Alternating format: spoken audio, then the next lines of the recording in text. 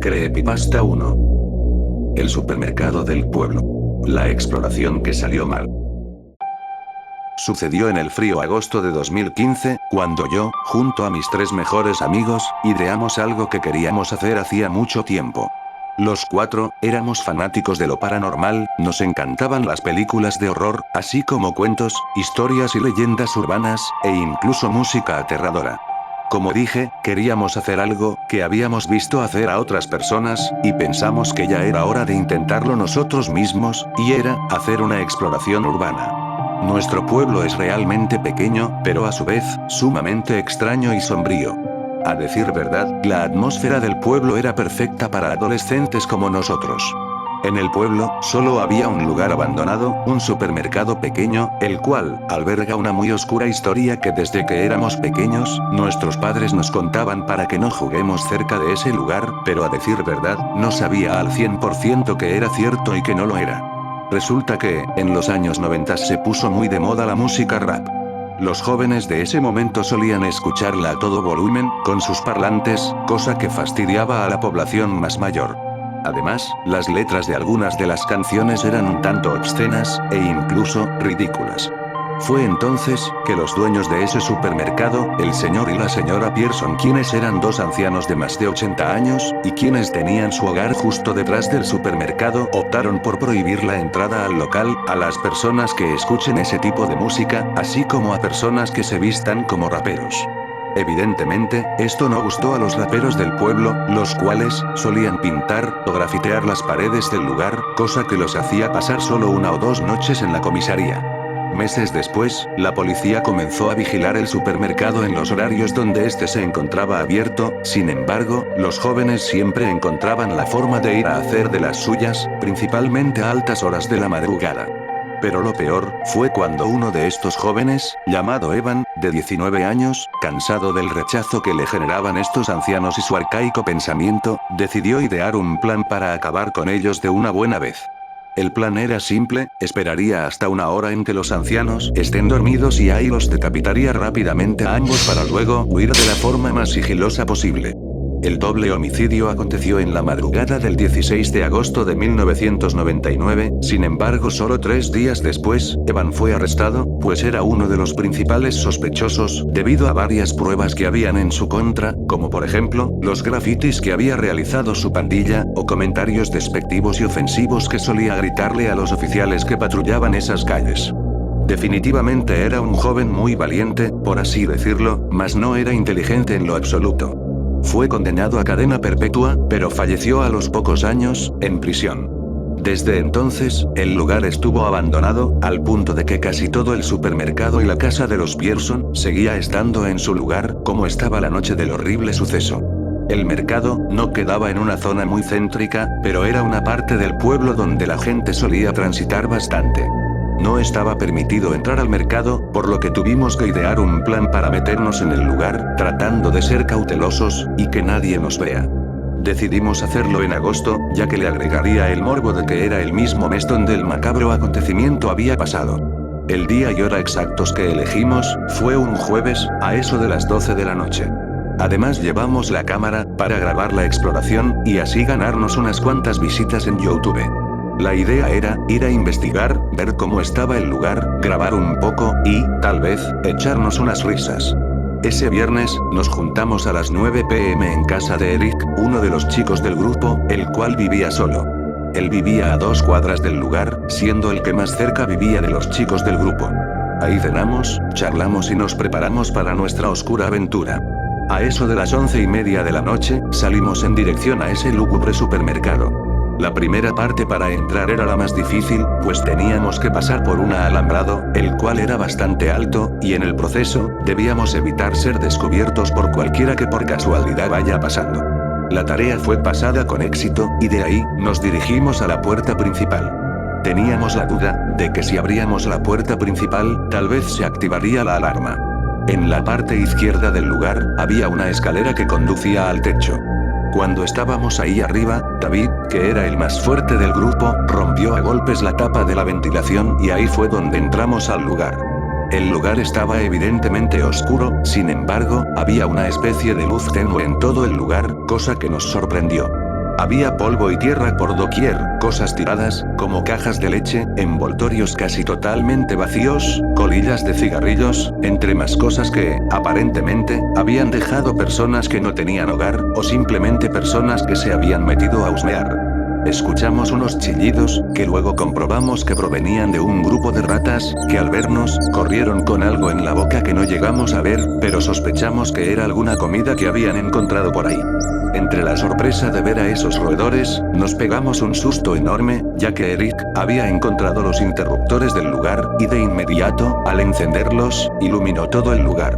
Pasamos unos 30 minutos, donde nos reímos, grabamos e incluso, hicimos algunas bromas con respecto al viejo supermercado, el cual, no era muy grande, solo 4 largas góndolas, y la parte de la caja, además de un pequeño baño privado y unos estantes que tenían papeles con mucha información del lugar. Los papeles eran muy viejos, algunos ni siquiera podían leerse de lo borrada que había quedado la tinta. Sin embargo, una cosa que vimos ahí nos llamó mucho la atención.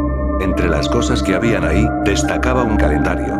Este tenía marcado el mes de agosto, con letras X puestas sobre todos los números del mes, hasta el día 16 de agosto. Sin embargo, la sorpresa y a su vez, el miedo, nació cuando vimos que ese calendario, que nos encontramos en un estante, lleno de polvo, marcaba el año 2015. Cuando vimos el año, prácticamente al segundo, la bombilla que mantenía el lugar iluminado, estalló de la nada, dándonos un susto indescriptible, al punto de que se me escapó un grito. Yo y Eric, dijimos que salgamos de inmediato de ahí. David y Walter, dijeron que no, que aún faltaba algo más, que era el plato fuerte de la noche, entrar a la pequeña casa de los Pearson. Nosotros les dijimos que no, que debíamos salir, pues sabíamos que algo malo pasaría, pero ellos dos insistían y no podíamos dejarlos solos a su suerte, por lo que no nos quedó otra opción, que adentrarnos en esa pequeña casa. Al cruzar la puerta que nos dio ingreso, nos abrazó totalmente la oscuridad, así que Walter encendió la linterna de su celular. Desde el primer paso que dimos, nos repugnó el tremendo olor a cadáver que había. Habían manchas de sangre por varias partes del suelo. Nos dimos cuenta que la sangre era en teoría un rastro, el cual empezamos a seguir.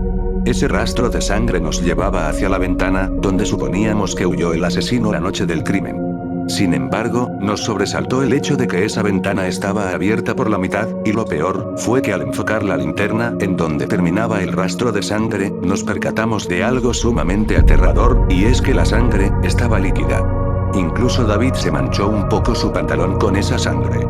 Nos miramos, aterrados, y escuchamos un fuerte ruido, un golpe, como si algo se hubiera caído. El ruido provenía de la habitación de la casa, donde por cierto, salía el rastro de sangre desde debajo de la puerta hacia la posición donde nos encontrábamos en ese momento. Lo primero que se me vino a la cabeza es salir corriendo de ese maldito lugar. No obstante, aparentemente a Walter, lo primero que se le cruzó por la mente, fue la estúpida idea de ir a ver la habitación. Aunque tratamos de advertirle que nos iríamos y lo dejaríamos solo, no hizo caso en absoluto, y procedió, con cámara en mano grabando en primera persona, a ingresar a la habitación donde dormían los ancianos cuando aún vivían. Al abrir la puerta, la cual abrió lentamente y dejando salir un muy molesto chirrido, escuchamos un grito, de parte de Walter. Rápidamente nos asomamos por la puerta del dormitorio, y, por Dios, el olor a muerto era verdaderamente insoportable. Walter permanecía parado, inmóvil, apuntando la linterna del teléfono hacia la cama. Cuando vimos en dirección a la vieja cama, vimos la escena más horrida que nos tocó ver jamás. Ahí, acostados, estaban los cuerpos putrefactos de los ancianos, los cuales tenían las cabezas separadas de los cuerpos, además de innumerables heridas y sangre por todos lados. Y lo peor, es que solo un par de segundos después de verlos, ambos cuerpos se inclinaron lentamente y de forma perfectamente sincronizada. Eric no lo dudó ni por un segundo, y salió corriendo en dirección a la salida de la casa, y David junto a mí, nos apresuramos en atender a Walter que estaba petrificado. Cuando logramos que reaccionara, salimos corriendo detrás de nuestro otro amigo, oyendo por supuesto sus gritos de terror. Eric hizo lo que pudo para abrir la puerta de salida de la casa, sin embargo, de forma inexplicable, esta estaba bloqueada, y no pudimos salir. David golpeó y golpeó la puerta de madera vieja, pero no había forma de salir por ahí. En nuestra desesperación, empezamos a oír pasos que venían desde la habitación, y al girarnos, ahí estaba uno de los dos cuerpos. No pudimos distinguir cuál de los dos, pues este no tenía su cabeza. Llegamos a ver que esta cosa venía con un vidrio entre las manos, con claras intenciones de atacarnos, y lentamente daba pasos hacia nuestra en dirección. En ese momento, le dije a los chicos, que la única opción que quedaba, era la ventana. Así que sin pensarlo dos veces, me acerqué hacia la ventana que habíamos descubierto minutos antes, donde el asesino de los ancianos huyó. Esta se había cerrado parcialmente, sin embargo, David, gracias a su fuerza, logró abrirla por completo. Él fue el primero en salir, lo siguió Eric, y luego yo. Pero cuando le extendí la mano a Walter para que salga, él no reaccionó, debido a lo marcado que quedó de la escena que descubrió. Procedí a agarrar su mano fuerte, y tratar de ayudarlo lo más que pude para que salga, ya los demás se encontraban corriendo y alejándose de la casa, pero, esa cosa, lo atrapó. Vi en primera persona como el vidrio que llevaba en la mano, se clavaba de forma muy violenta en su cuello. Ahí, Walter llegó a decirme sus últimas palabras, con una cara de auténtico miedo y lágrimas brotando de sus ojos. Amigo, vete, huye de aquí. Yo ya estoy acabado, tú aún puedes salvarte. Esa cosa lo agarró de la cabeza y empezó a apuñalarlo reiteradas veces. Así que no dudé en correr, lo más rápido que pude. Mientras corría por un pasadizo de rejas que parecía interminable, llegué a ver detrás de mí, y ahí venía ese cadáver decapitado a toda velocidad, era realmente rápido. Sin embargo, y a pesar de que estuvo a punto de alcanzarme, logré salir hacia la calle. Al estar ahí, en la oscura calle del pueblo, miré para atrás, al pasillo por donde había corrido, pero no había nada, el cadáver había desaparecido. Alguien me llamó por mi nombre, era Eric, él estaba con David, que estaba sentado en la esquina que estaba enfrente del maldito supermercado. David estaba agitado, y tenía un tajo enorme en el antebrazo derecho. Él me dijo, que cuando ellos dos salieron corriendo tras saltar por la ventana, la cosa esa los persiguió, y David tropezó a pocos metros de la salida. Ahí fue donde esa cosa le hizo la herida en el brazo, con una de sus uñas, pero David lo empujó hacia atrás de una patada, antes de que siga atacándolo. Los tres, prometimos nunca más volver a hacer algo así, y decidimos mantener silencio frente a lo de esta noche. A la mañana siguiente, Walter fue declarado desaparecido, y su paradero nunca fue hallado. Lo más probable es que se encuentre en esa casa, pero ninguno de nosotros volveremos siquiera a pensar en ir a averiguarlo.